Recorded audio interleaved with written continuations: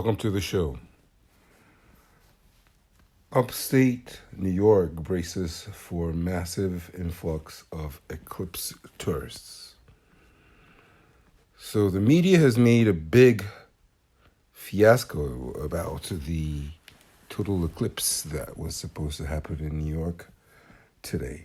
The most anticipated astronomical event in years is finally upon us. After months of frenzy-building preparations and social media hype, the 2024 total solar eclipse is getting ready to dazzle observers as it crosses from Mexico into Texas and all the way up to Maine before exiting over eastern Canada. New York gets especially lucky with nearly 3.8 million of its residents living within the path of totality, or the area where a full eclipse can be viewed. However, having a front row seat to the solar eclipse spectacle also means tourists are expected to flock to cities across the north central part of the state to experience total darkness for nearly 4 minutes, beginning around 3:20 p.m. Eastern Time. While state and local officials have been preparing for the event for months or even years, the likely record-breaking influx of vehicles in cities including Buffalo, Rochester, and Syracuse could make for a tricky day on the road. The concern is the anticipated traffic jams with more vehicles on the roads, as well as the ability for police and fire departments to be able to respond to any emergency calls that may arise, said Buffalo Police Commissioner Joseph Gramaglia. The seat of Erie County, a city of about 276,000 residents, is preparing to receive 1 million tourists for Monday's event. Rochester, a city of 210,000 people, about an hour's drive away, is expected to welcome between 300,000 and 500,000 visitors, according to Greater Rochester Chamber of Commerce.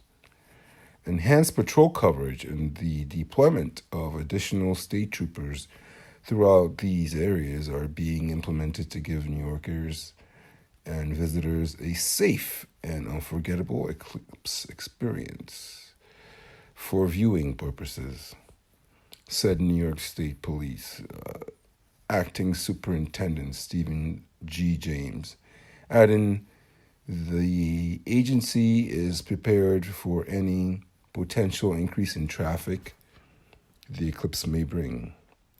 But motorists can also do their part, experts say. Our hope is that drivers will make safety a priority when they're behind the wheel and make good decisions behind the wheel and thus decrease the potential for crashes. Makes sense. Mark Gruber, a spokesman for the American Automobile Association of Western and Central New York, told the Daily News.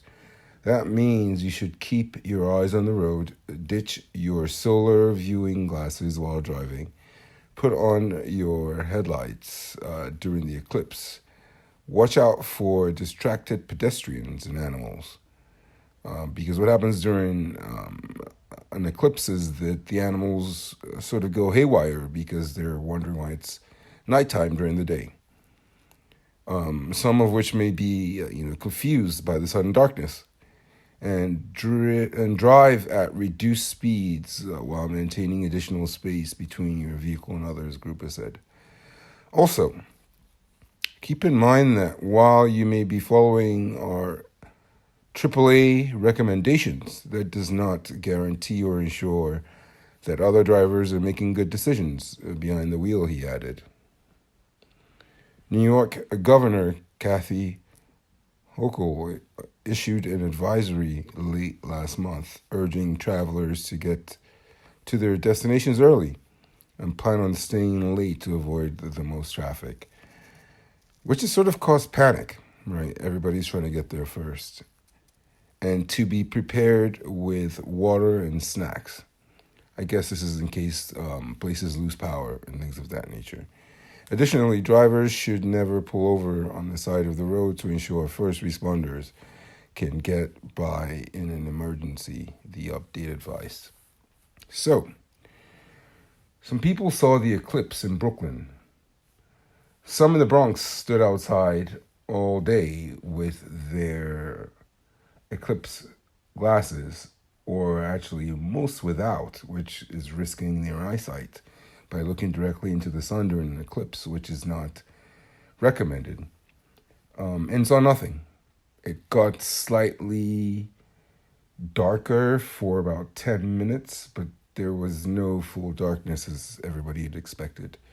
So it just goes to show how the media can accentuate an event when it's nothing to write home about.